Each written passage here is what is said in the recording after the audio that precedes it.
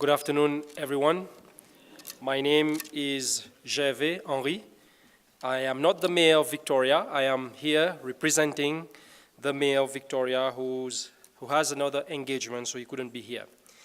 Now, Victoria is probably the smallest capital of Africa. It's a town or a city with about 8 districts, and it has the size of Victoria is only about 20 square kilometers, and the population is about 28,000.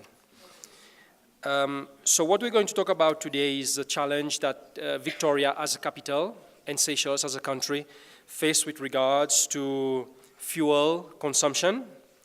Now, in an effort to intensify the capital's effort to reduce its dependency on fossil fuel, the city has come up with a plan to encourage more individuals and businesses to invest in renewable energy. Victoria, as well as Seychelles, has almost all year-round sunshine. Therefore, this is the reason why businesses and homes are being encouraged to install their own photovoltaic system to power their buildings.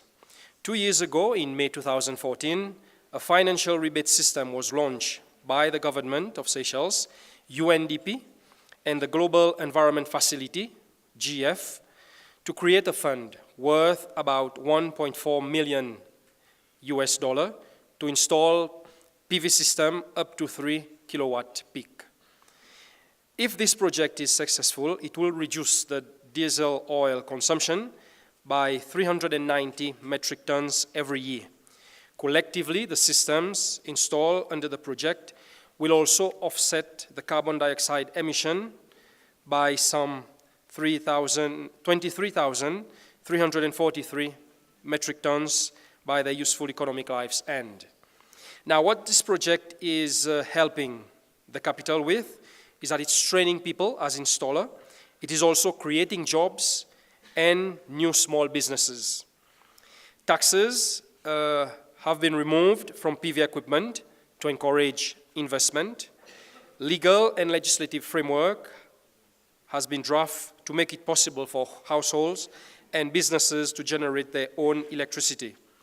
The Ministry of Finance and commercial banks has launched what is called the Seychelles Energy Efficiency and Renewable Energy Program, or CEREP, to address the financing barriers, allowing consumers to borrow up to 150,000 rupees at a rate of 5% interest, so that they can invest in equipment like air condition, water heating system, to benefit under that program. Now, Victoria has come up with this program because fuel consumption is generating an impact on our foreign reserve, and a large portion of the money that could be used on other projects is just going into to buying fuel. And also to encourage, because now we're having more people wants to buy their cars, and there is a program to reduce tax on hybrid vehicle, so that as a city and as a country, we can save money and consume less fuel. And finally, this project is an extension on the Renewable Energy project, which started in June 2013, which saw the installation of 8 windmills just outside the city on 2 reclaimed islands.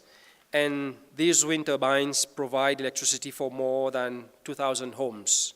And finally, of course, I'd like, before I leave the stage, to invite you all to visit Victoria and Seychelles one day, of course, to see the world's famous coco de mer. Thank you very much. Merci beaucoup.